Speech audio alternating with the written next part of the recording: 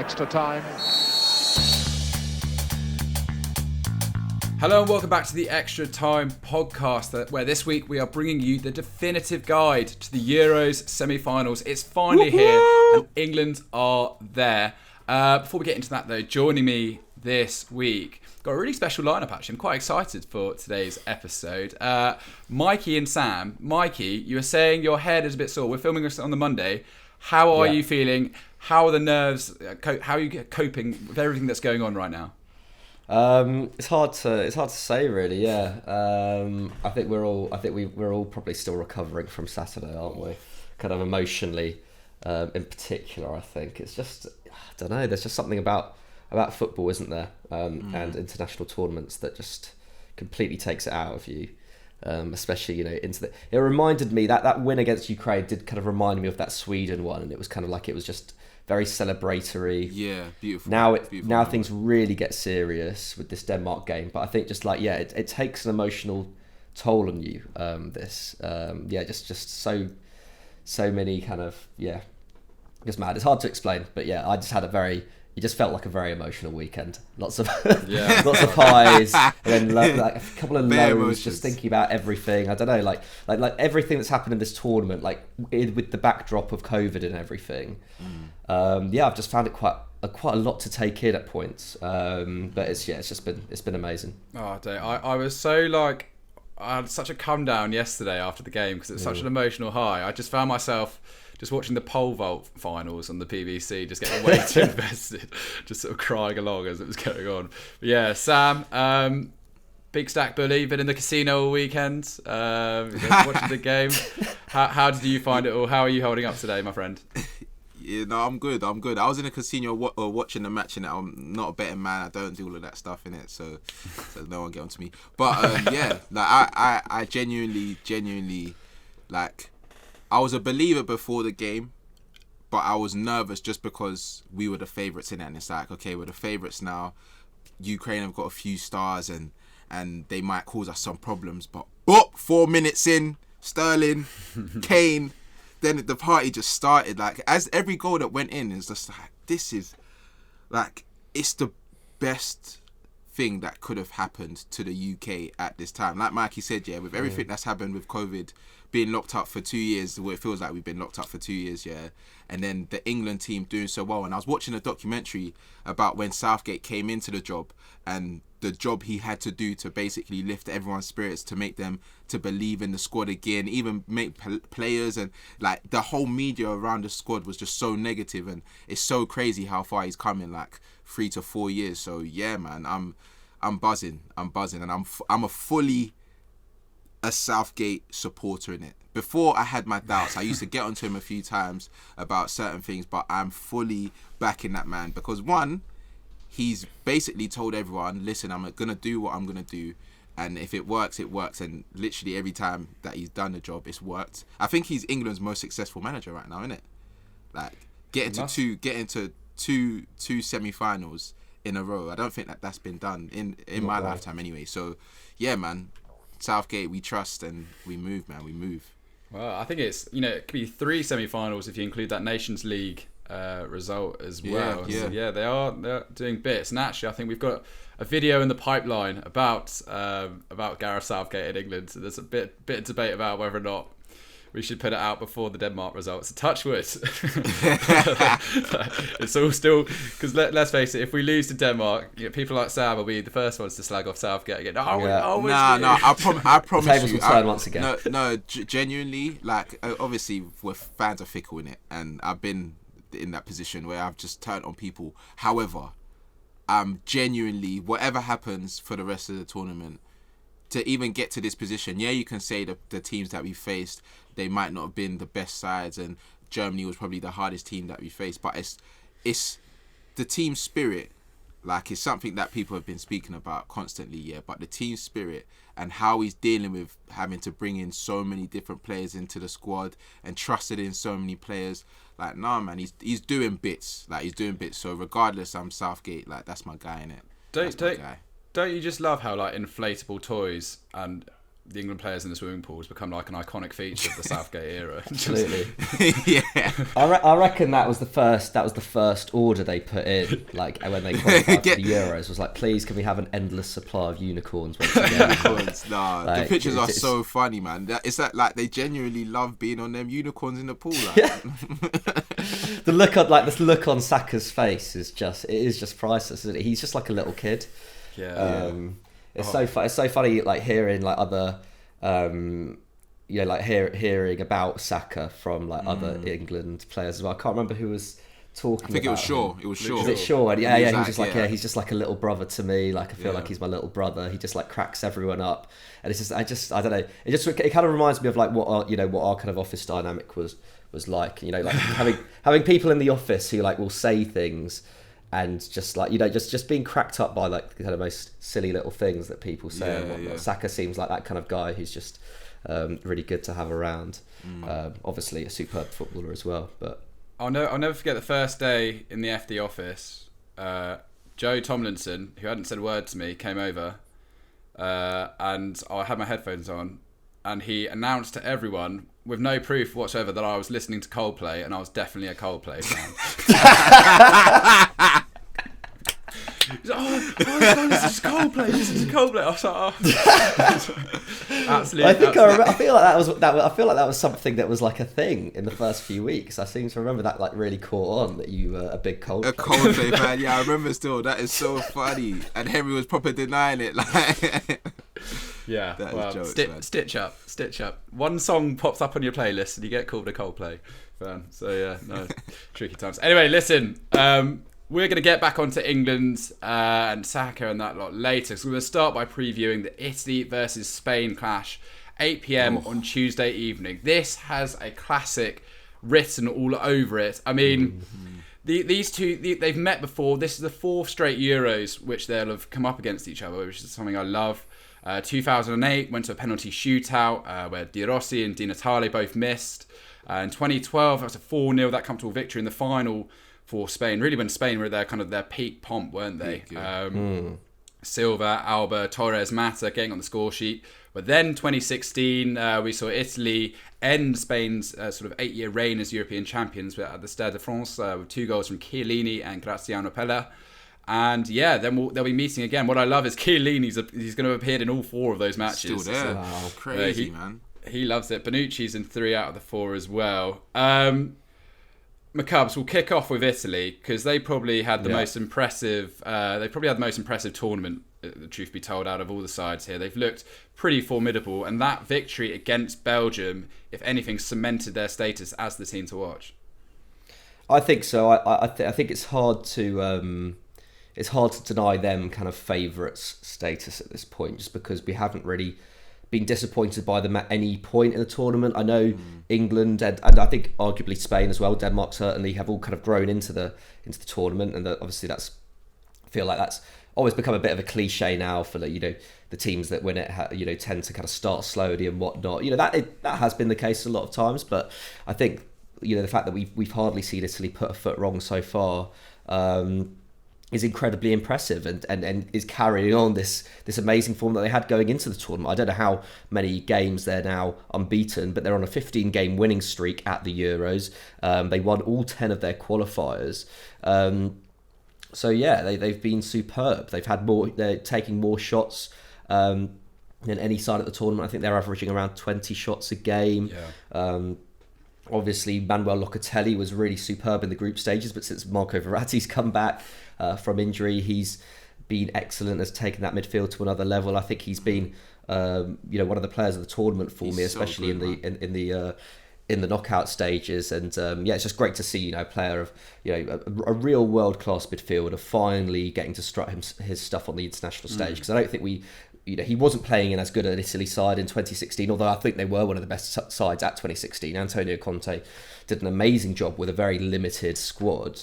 Obviously, 2018 they didn't make it, and I can't remember whether he was at Euro 2012 or what went down in 2014. I guess he was part of that 2014 side, but they went out of the groups as well. So yeah, it's great to see him kind of finally get the tournament that he deserves, really. He's got 2 assists already in only 231 minutes. He's making around 5 tackles and interceptions, completing 2 dribbles as well. So yeah, he's been superb. I guess the big loss for them obviously is Spinazzola. Felt really bad for him in the Belgium game. It looks like he could be out. I mean, he could be out for up to a year with an Achilles tendon injury I that. think Jose said this. Jose did a video speaking to the Roma fans. I think he said it's going to be like 5 to 6 months. Okay, so that's a bit more optimistic, I guess.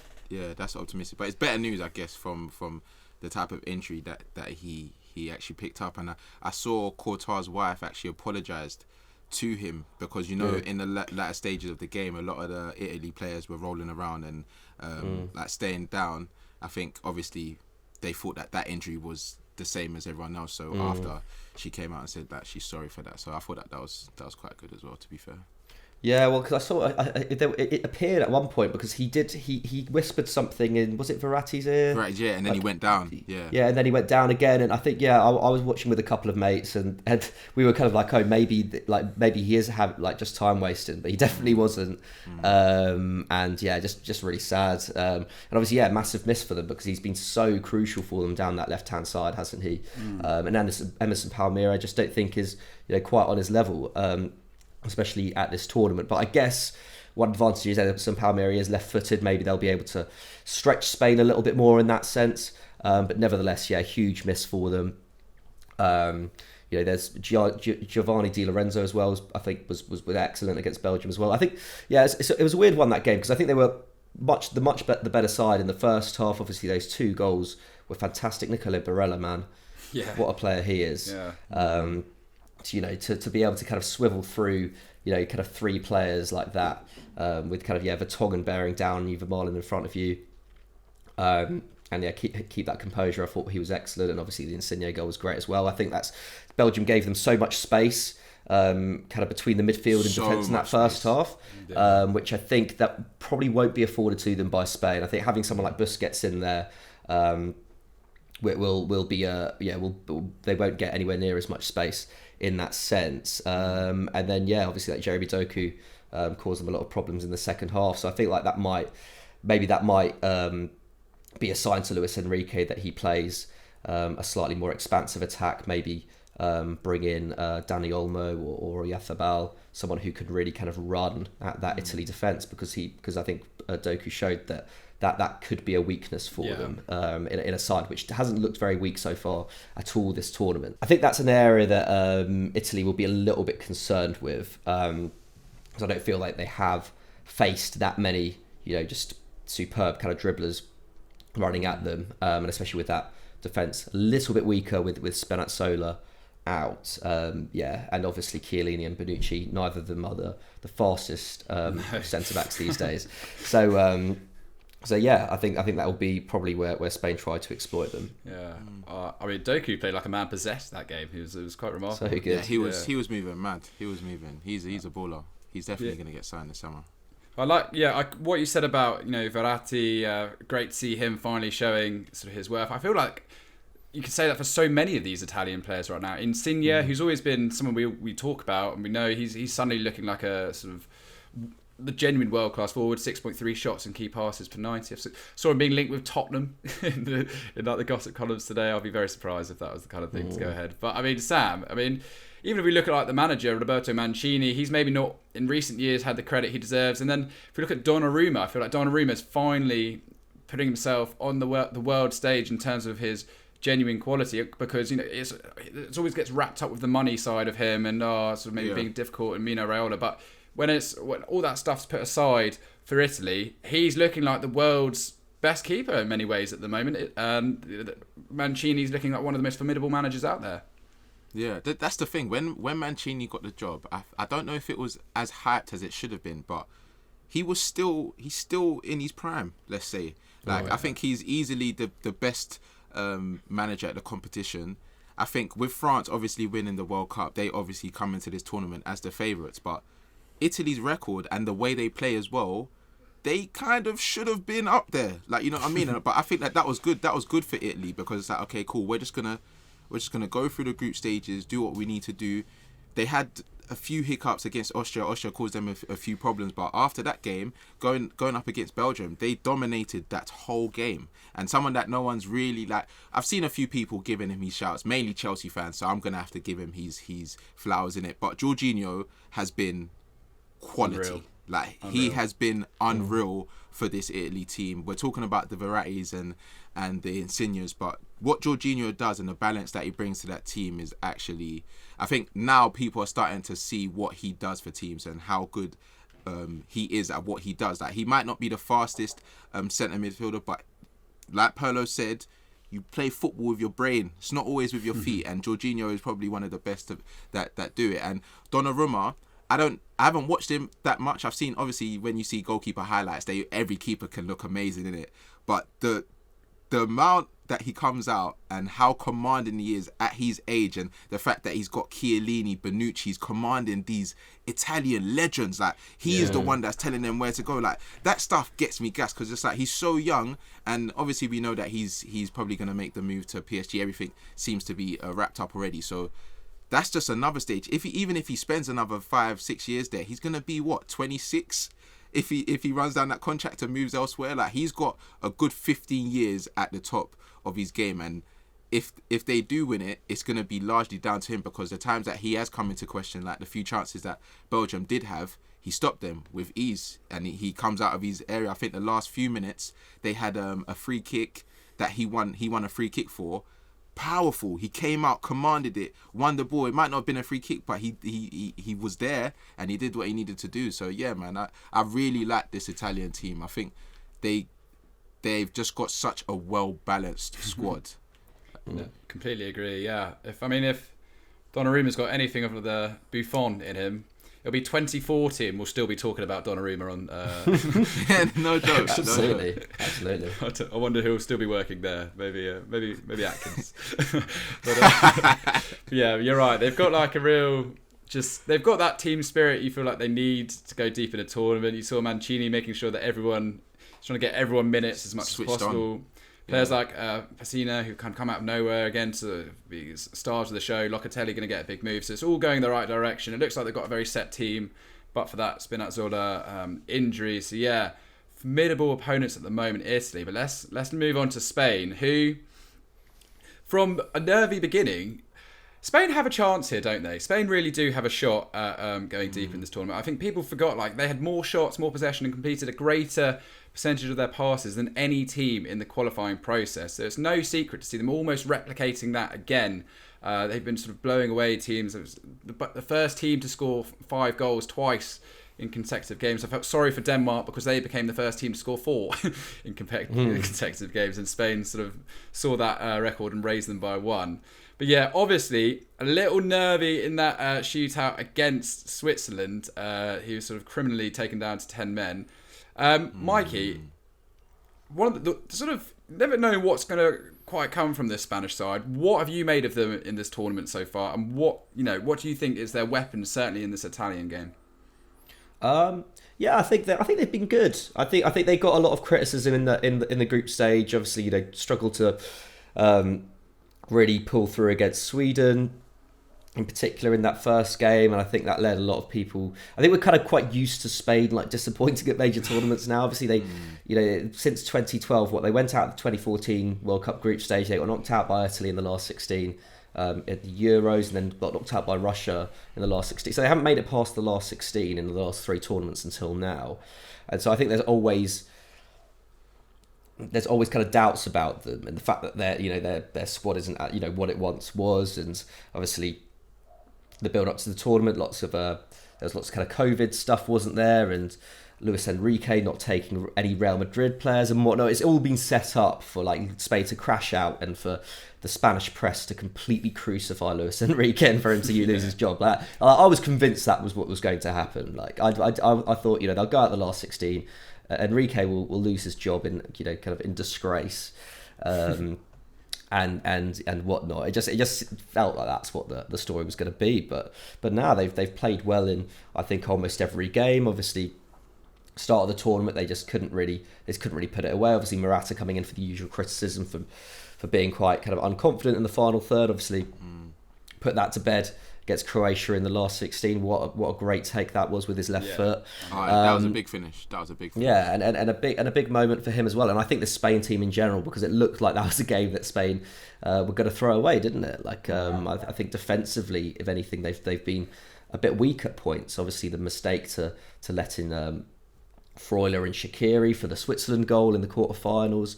I think that's where they can be exploited, is that centre back pairing, which I think has it's looked far from solid, especially in the last 2 games. Whether that is Garcia and Laporte or Laporte and Pau Torres. They don't have like a destroyer.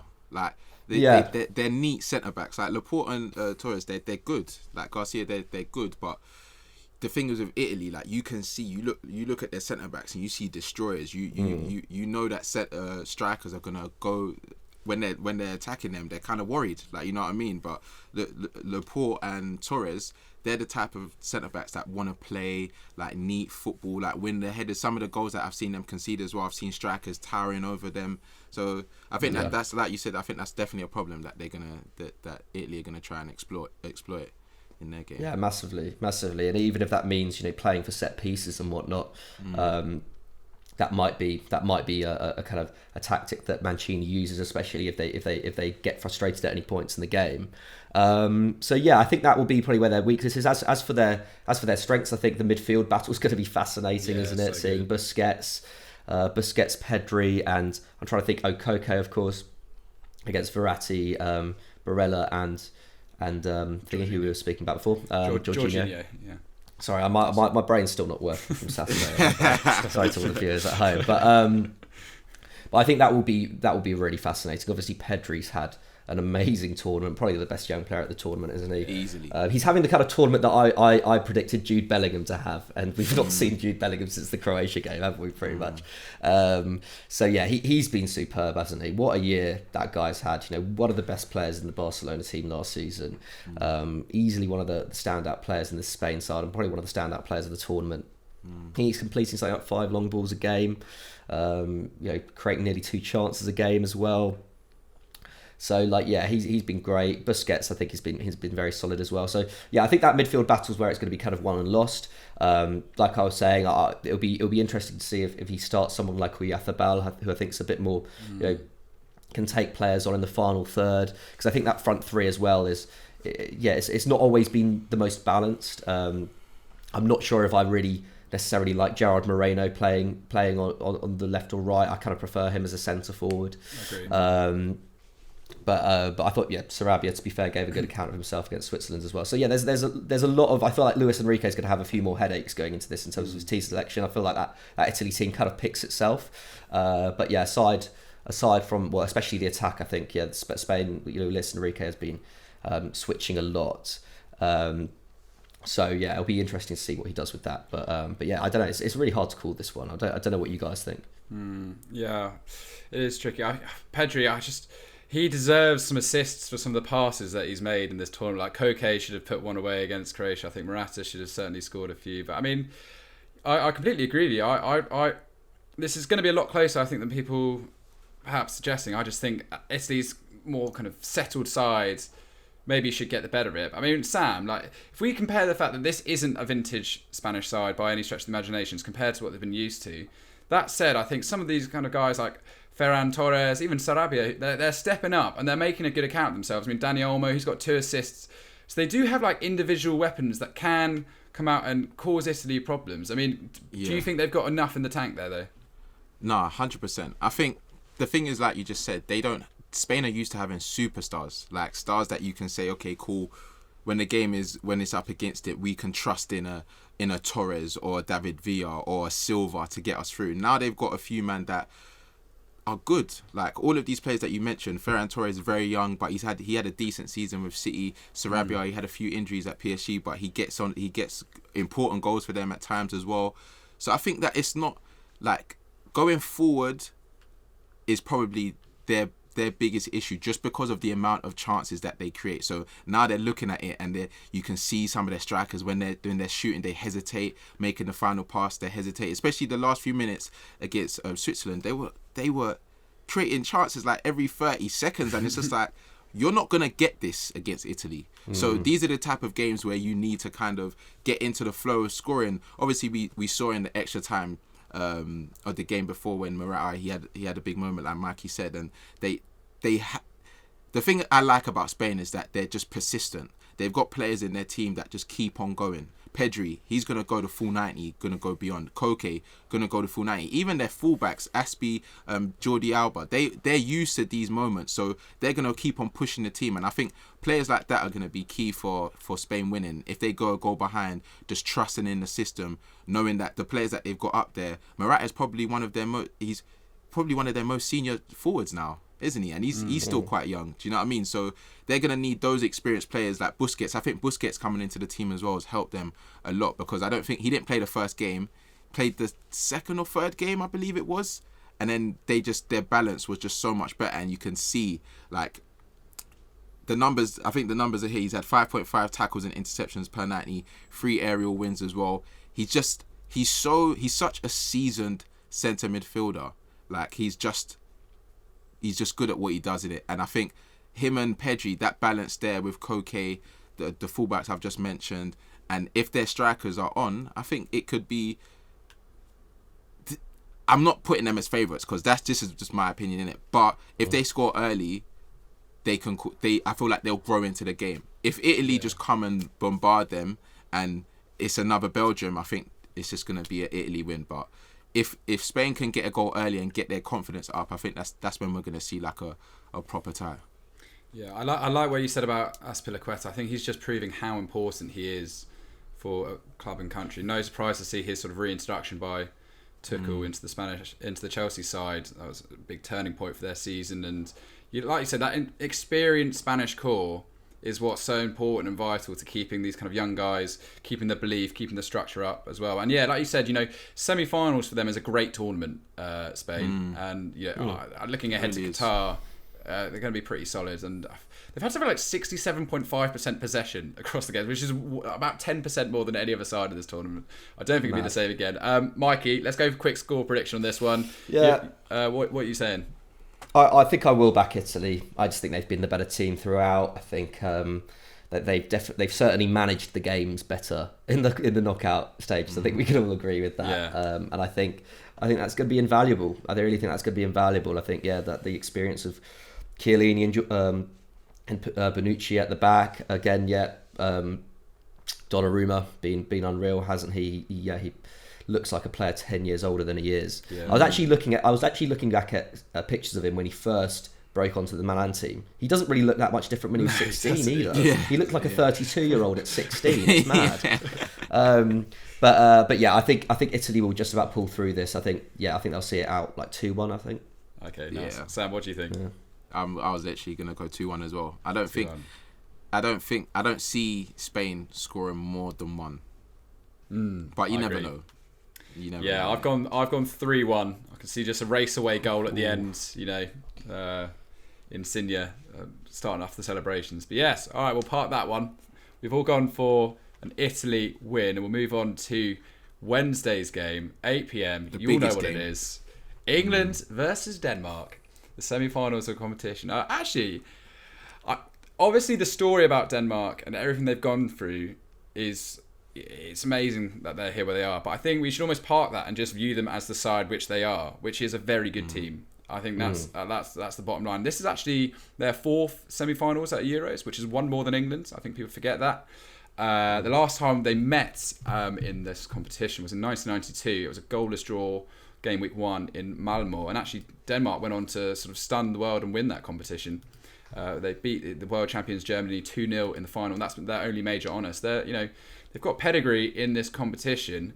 And actually, the last time we played at Wembley, they beat us. A Christian Eriksen penalty in the Nations League. I think Maguire got sent off, if I remember correctly. But the reverse fixture was a 0-0 draw in Copenhagen. So they're not going to be worried about this. They can believe they can beat England. They've gone and done it. Obviously, they've played 21 times. England winning 12, Denmark 4 and 5 draws. But at the end of the day, they do have form and pedigree coming into this, and this is the first time that I think Denmark have won 3 straight matches in a sort of knockout tournament on the bounce. So they've got some form there. I mean, Mikey, looking at that Danish team, where do you think their weapons are for this one? Because they are quite an explosive side. Yeah, I think it's going to be an interesting one to see how Southgate sets up against them, because once again, they're a team that's played 3-4-3. Sorry, since Eriksen was obviously sadly ruled out. They switched up their shape because they don't have that number 10 in there, and it's worked really well for them, hasn't it? Maehlr's been a surprise star. Obviously, he was snapped up by Atalanta. And he's actually spent most of his career playing as a right back or a right wing back because he's right footed. But he's adapted really well to that left wing back slot for Denmark. I thought he was one of their star players in the quarterfinal win over the Czech Republic. That assist, he's been really good. That assist was unbelievable for Dolberg. Outside of the boot, I think Dolberg couldn't believe it. yeah. Popped up. Definitely one of the assists of the tournament, wasn't it? And that kind of stuff it scares me a little bit, because I think England have so far kind of avoided being stretched too much in that sense, and I think they did a very good job in the semi-finals against Germany, at least after those 10 minutes, which looked quite shaky for both Trippier and Luke Shaw, of kind of nullifying that threat out wide. And actually Germany ended up pretty much doing all their ball progression from that point through the middle, through like Toni Kroos and Leon Goretzka.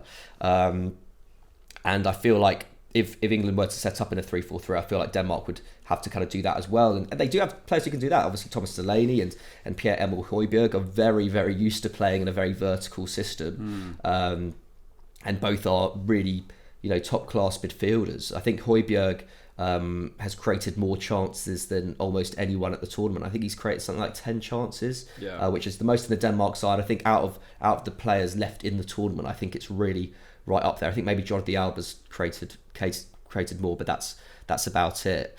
This is a very serious Denmark side. Like you say, Henry, regardless of the everything else around it, but also they do have the world on their side as well. They're very much the kind of people's team this tournament. Which, to be fair, my Welsh friend was very scared about when they went into their last 16, because he was used to kind of Wales being being that team from the 2016 regardless of that, great team. Their defense is really solid as well. Christensen and Simon Kjaer in particular, I think, have had really good tournaments. I think they win more aerial duels as well than anyone else, any other team in the tournament as well. So England, although they had great luck from set pieces in that Ukraine game, I think maybe won't be able to play for set pieces as much, or it might not be as effective. And obviously Kasper Schmeichel in goal, he's been one of the goalkeepers of the tournament as well. He's pulled off some amazing saves. He's not just been one of the goalkeepers of the tournament. I was discussing this with a friend at the pub. Kasper Schmeichel's been one of the most consistently high-performing keepers of the last 5 years, hasn't he? Just for Leicester City, he's never seemed to be linked with a bigger move anywhere else, but he's never really let his form drop. And he's just such a reassured figure at the King Power. And we saw that save in the FA Cup final. I mean, they've got so many experienced players in this side. It's actually quite frightening. And that midfield battle, like you were saying about with Højbjerg and Delaney up against Rice and Phillips, sort of got two sort of experienced heads versus sort of two young guns, but fairly similar. I mean, Sam, are you worried about this Danish team? Perhaps to the extent that Mikey and I are. Yeah, man. I think that going into the game, they've literally got nothing to lose. They've just been, like Mikey said, they've been, unfortunately, went through what Eriksen went through, but the energy that they brought since then has just been different. And I feel like they've soaked in everyone's support and said, you know what, they've looked around their squad, they've seen in their backline they've got quality centre-backs, they've seen in their midfield they've got midfielders that can get forward, that can defend as well, they've got strikers that can score goals, that can assist, and they're like, you know what, we can actually do a thing here, we can actually cause any team that we play a problem. And that's the thing in these cup competitions, if you have a good day, you can beat anyone. So I think going into this game, they're going to feel the same way. They're going to feel like their system's working. England, because we've played in a few different formations this competition, it's like, okay, cool.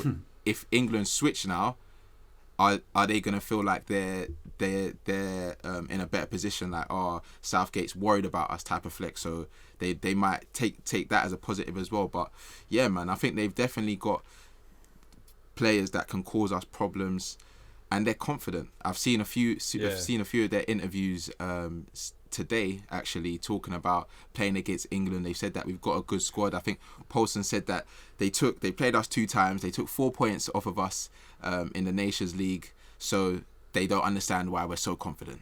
So yeah. he's obviously a bit gassed. I've seen another player, I can't remember who it was, but they were talking like, oh, I don't know why England are moving so confident.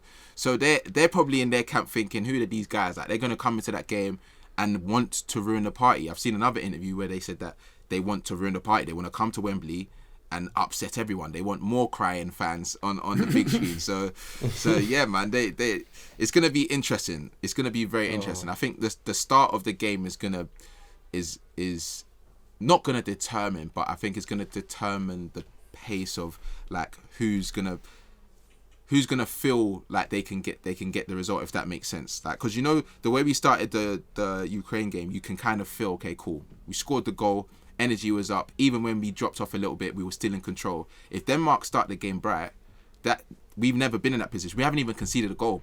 So if we concede early, or if we even concede at all, it's going to be like, okay, cool, we haven't been in this position before. They're going to know that their tails might be up. So yeah, man, it's gonna be interesting. They've only failed to score once in their last 12 games, and I think that was against Finland, which I don't think anyone can sort of go against them for losing that game. That's completely sort of fair enough in many regards. But yeah, their coach Kasper Holmand, he said, the first thing I showed the boys when we met was a picture of Wembley when we were there in the autumn, referring to their victory there. And I said, we're going to come back here again. So they've believed they can get this far in the process. It could be worrying, and I'm not sure I can take the heartbreak of another semi-final defeat. I'm not sure I can. I remember after that Croatia game, just how quiet everywhere was. Like, every street was just completely. Bro, I was in Croatia when we lost. Like, like literally when the full-time whistle went, you're hearing the horns or whatever. And remember, Trippier scored first, so me and my guys, we were giving them energy. Like, I'm surprised we didn't get beat up in it. But as soon as Croatia won that game, you can imagine the energy that people were giving us on the beach. And then I didn't even go out at the end of that night. Like, it was done from there, innit? Right, Mikey. Yeah. No more negative energy. No more. Yeah. Tell us why England could win this game. Tell us tell us why we're going to steamroll this match. Yeah, I'm really torn as to whether I would back. I'll back obviously Southgate, whatever he does, but I'm really torn as to whether, if I was in Southgate's shoes, whether I'd go back to that 3-4-3 or stick with the 4-2-3-1, because I think with the 3-4-3 you can then nullify the wing backs. You don't get stretched as much. And that worked against Germany to an extent. But with the 4-2-3-1, I think it would be great to have someone like Mount, just that extra man in midfield to run at that defence. Because I think otherwise, having that kind of straight kind of battle between Rice and Phillips, and Christensen kind of comes in there as well when Denmark are attacking. That could also be a bit of a problem for England. But obviously, we've seen the amount of weapons that England have as well. Like, Sterling has just got better and better throughout this tournament, hasn't he? Like, what a performance he put in against Ukraine. Sancho's performance against Ukraine, I thought, was excellent as well. He wasn't really there in much of a creative sense, but I think that right side, he was a threat of the attack, probably looked as good as it has done since, like, the Croatia game, when I thought Foden was excellent. So it's going to be interesting to see whether Sancho or Foden start, because I think they've both done enough in this tournament to warrant a place. That is, if Saka's still a doubt. I think he may well be. But I thought, Sancho was great, considering all the publicity around Sancho as well. It's like, finally he got his chance, and he really did take it. I think he did an excellent job on the right. Even if, like, the right side definitely is our weaker side, I think he just, in terms of stretching the play, in terms of taking players on, in terms of winning fouls, I thought he was superb. And then, I guess, like we were saying, with Sterling, Luke Shaw has been amazing. I think they've had an amazing understanding, especially in the Ukraine game. I think, this is the sort of game where I feel like Grealish will come on at some point. I think he has to in those final kind of 30 minutes. Even if England are winning at that point, I think he will be a really important player to bring into the side. And Kane obviously is in great scoring form as well. So I think if Kane can be supplied, I think he looks a lot more mobile, doesn't he? It was such a bright start to that Ukraine game with Sterling. The understanding they had for Sterling to be able to pick him out, having kind of moved that Ukraine defence about a bit with that kind of mazy run. I think that's where England can hurt them. I think it will be kind of on the ground rather than from set pieces where that can be done, because that is a defence which is very strong defenders, but it is still a defence that I think can be stretched. So I think that's where the kind of where England will be most dangerous. But it will be an interesting one. Like Sam was saying, we've not been behind before in a game. I think Denmark are quite comfortably actually the best team that England will have faced. I know that Germany were very impressive in that Portugal game in the groups, and it is Germany. But I think in general, in terms of a team back to front, I think this is the strongest team that Southgate will have faced. So there's a number of ways in which England can hurt Denmark, but equally we've seen how well they've managed games in the last two rounds. So I'm not sounding very optimistic here. I still think England are favourites. They're playing at home. Yeah. The atmosphere is going to be immense at Wembley. Yeah. And all these players are really coming into form at the right time. I thought Rice was perhaps my man of the match actually against Ukraine, and I think him and Phillips are going to need to have the game of their lives. I think Rice that said it's that I think that's equally like in the Spain-Italy game. I think the midfield battle is going to be crucial. Yeah, Sam, what do you think? No, I was going to say, just when you mentioned Rice, that Rice has been getting a lot of stick. A lot of fans have been saying he's not doing too much, or when he's on the ball, he's not getting forward. And when he plays for West Ham, sometimes you see him drive forward. Sometimes. But I think he's been so crucial to the way England have played like this tournament. He's literally been in the right position. Every time a team looks like they're going to get maybe half a chance of getting to our area, the person that is always there is Rice. And you need a player like that is also composed under pressure. When you're in your box and you have to either set it to your centre back and set it to your left back, sometimes that looks easier than you think. Like, bro, the pressure in that position is a lot for a player that is 22 years old.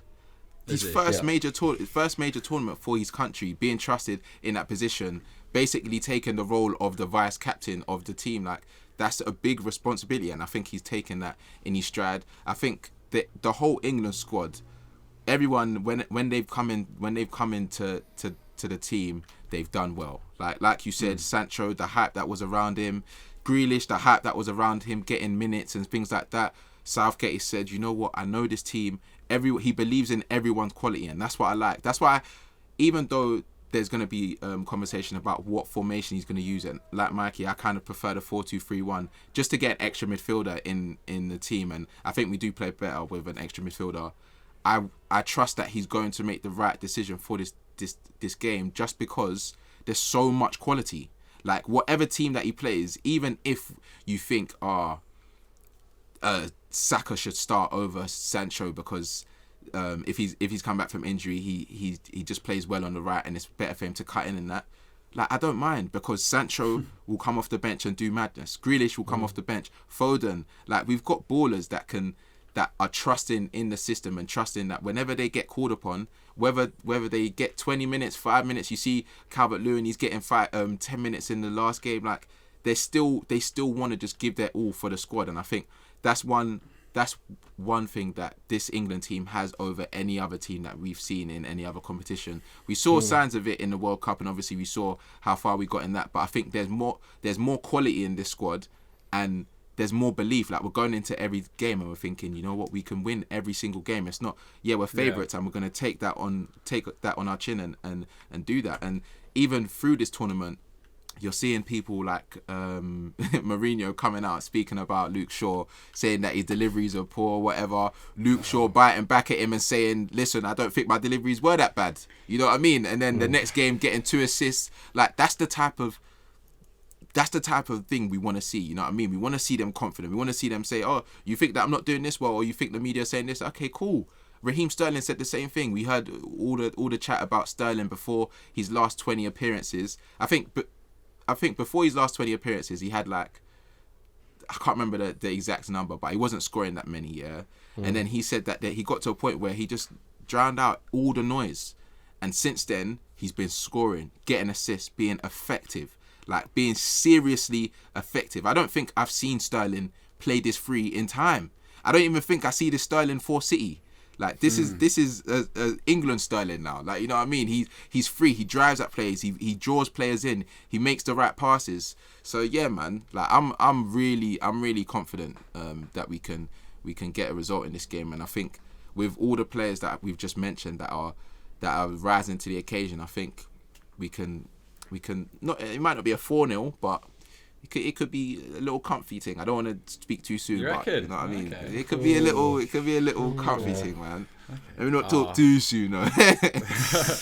I know. I know what you're saying about the spirit. I loved that kind of. I've watched the slow motion celebration of Henderson's goal again. Everyone just loving it. And he's a. I like how he's just accepted that Phillips and Rice are the men of the moment right now, and he's just going to play his part from the sidelines. But yeah, all right.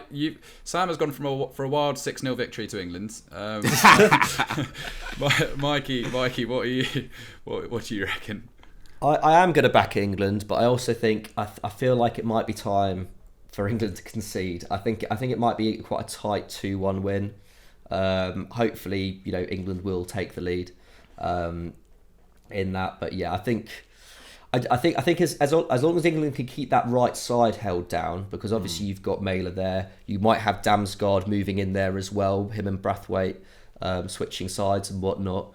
I think that would be very dangerous for them. So I think if England can hold down that right side, I think they can largely nullify Denmark.